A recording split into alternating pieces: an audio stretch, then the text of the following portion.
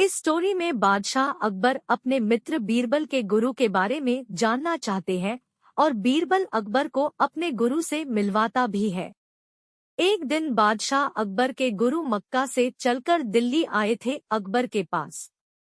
अकबर के गुरु को रास्ता भी मालूम नहीं था और इस वजह से उन्हें दिल्ली तक पहुंचने में बड़ी मुश्किलों का सामना करना पड़ा था।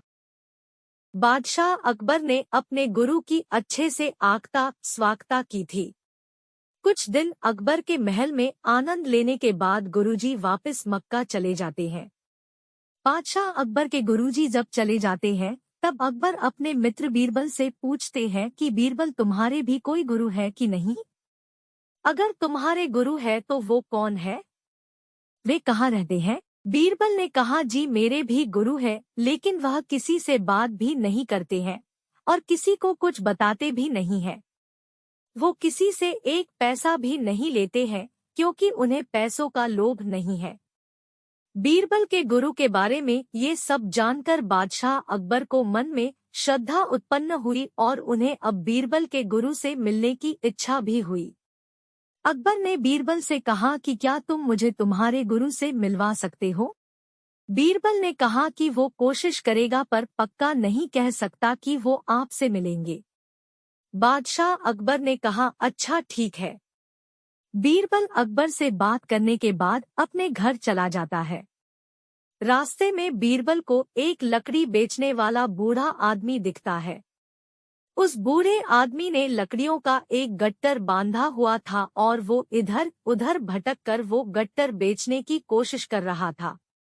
बीरबल ने देखा कि उसकी लकड़ियां बिक नहीं रही है और वो बूढ़ा आदमी परेशान हो रहा है।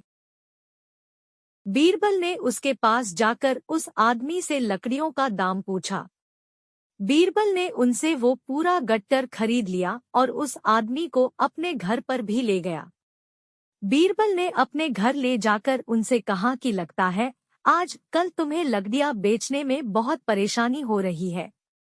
उस बूढ़े आदमी ने बीरबल से कहा जी मुझे बहुत परेशानी हो रही है, मुझे अपनी लकड़ियों के सही दाम नहीं मिलते हैं। बीरबल ने उसकी पूरी बात सुनी और उसे अच्छे साफ सुथरे वस्त्रों भी दिए। बीरबल ने उस बूढ़े आदमी को अच्छे वस्त्रों और काली जटा इत्यादि से युक्त ब्राह्मण साधु बना दिया। तुम्हें वो अमीर लोग कीमती चीजें भी देंगे पर तुम्हें लोभ नहीं करना है और उन लोगों से कुछ भी बात नहीं करनी है। तुमसे कोई कुछ भी पूछे पर तुमको उसका जवाब नहीं देना है। बीरबल ने ये भी कहा कि अगर तुम कुछ भी बोले तो तुम्हारी खैर नहीं, मुझे सब पता चल जाएगा अगर तुमने कुछ भी बातें की उन लोगों से तो। बूढ़ा आदमी बोला अच्छा ठीक है।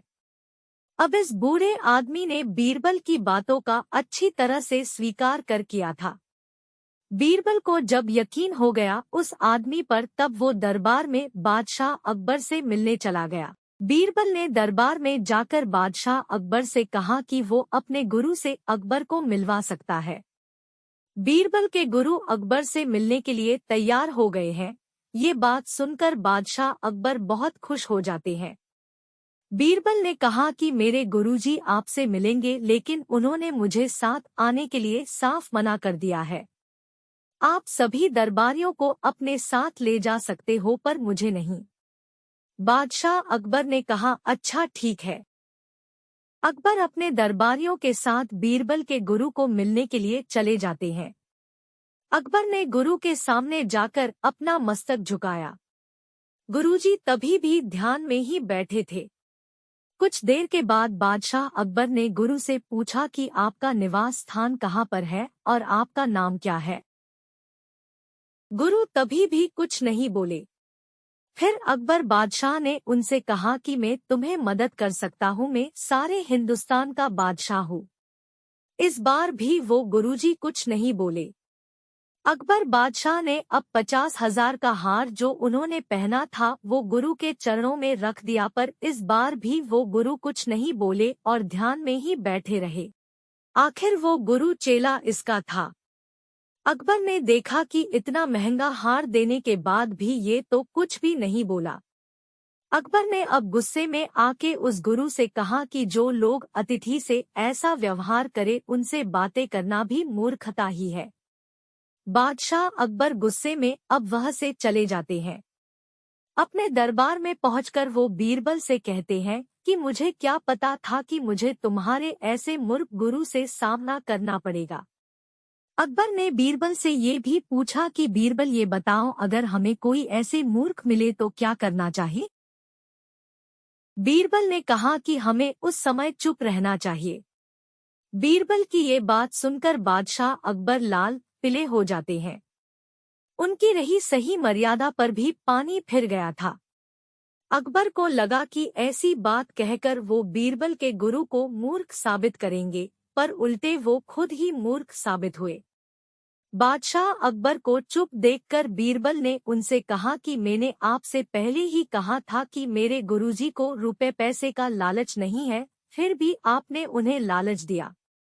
अपने अपशब्द बोलकर गुरु का अपमान भी किया।